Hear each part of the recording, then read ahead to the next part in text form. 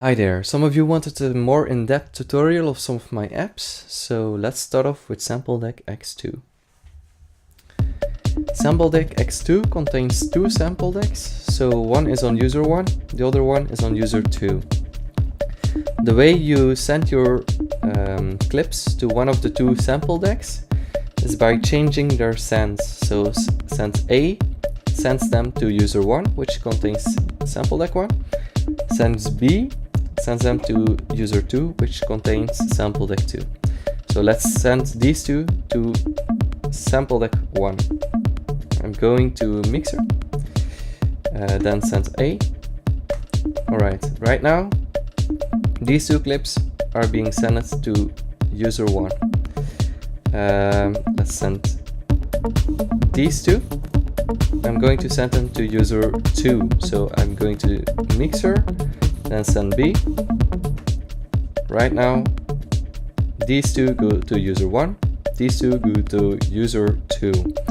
So the reason why you're not hearing these two is because I pre-assigned a crossfader to SampleDeck 1 and SampleDeck B, so you can switch between the two sample decks. So the crossfader is on the last row of your launchpad. So if I go slowly to the right, you will start hearing these two clips. Okay, so that are these two clips. Let's go back to channel A. On the 7th row, I have assigned some master effects. So you have delay, reverb. Let's try some of them out.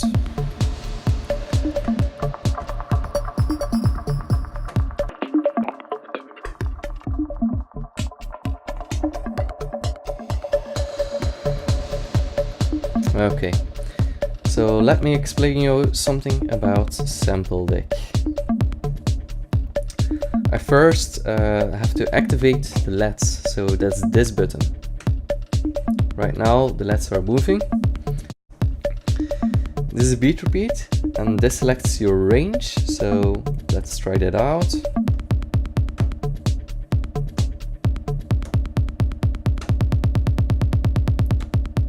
Okay, then you have a pitch decay.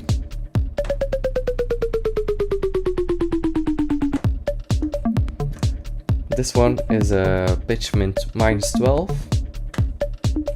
This activates the beat repeats, by the way.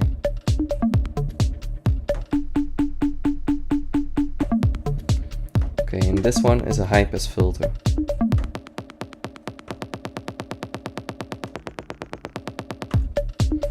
Okay, then you have this section. This is a flex sampler, and it lets you do vinyl style effects. So let's sample this loop.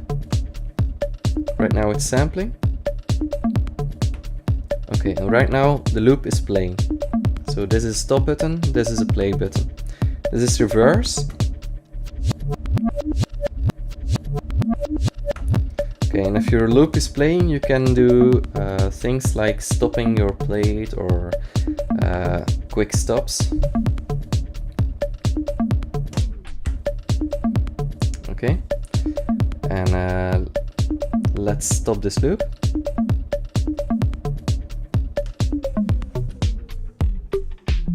So these four buttons are the vinyl effects. So this is a backspin, for example. Okay, so then the sample deck contains also this section, and SampleDeck lets you capture a loop and splits it up in slices. So you have two modes. This is mode 1. Okay, if I go to this button, this lets you activate the remix sampler. So I turn it on.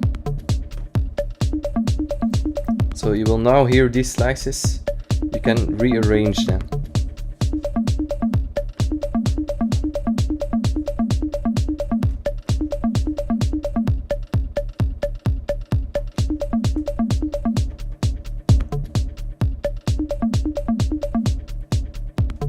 Okay, back to the original audio file.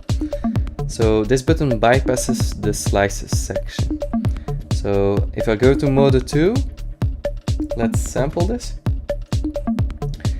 This is the same, but it samples and slices the loops different. So this one is for 8 notes, this one is for 4 notes. Let me show you. So you get a whole different feeling by selecting this one or this one. Okay, and back to the original loop. Okay, then you have a reverb. Oh, sorry, the reverb is here. A delay. And this one is a high pass filter and a low pass filter. Okay, so obviously these 4 buttons are some effects which are really handy if you're trying to mix 2 sample decks together. Like you can kill the lows of this file and then blend in SampleDeck 2. Okay, that was everything for SampleDeck X2, I guess. If you have more questions, feel free to ask me and I'll answer them as fast as possible. Thank you.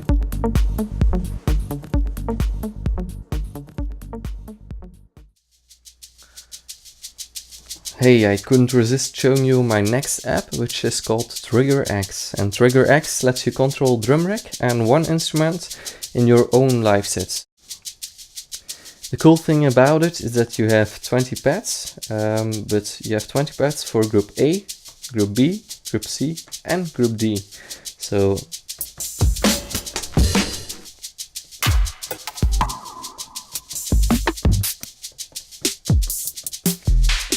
okay, and now what is really cool is that you can link these pads. So now I have group A and group D on, so you can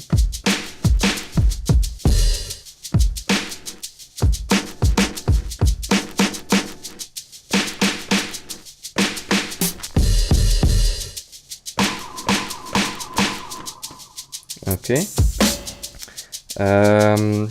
You also have a repeat button for some of the pads.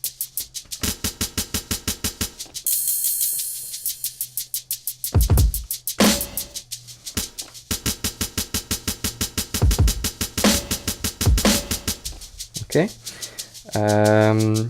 Then the instruments.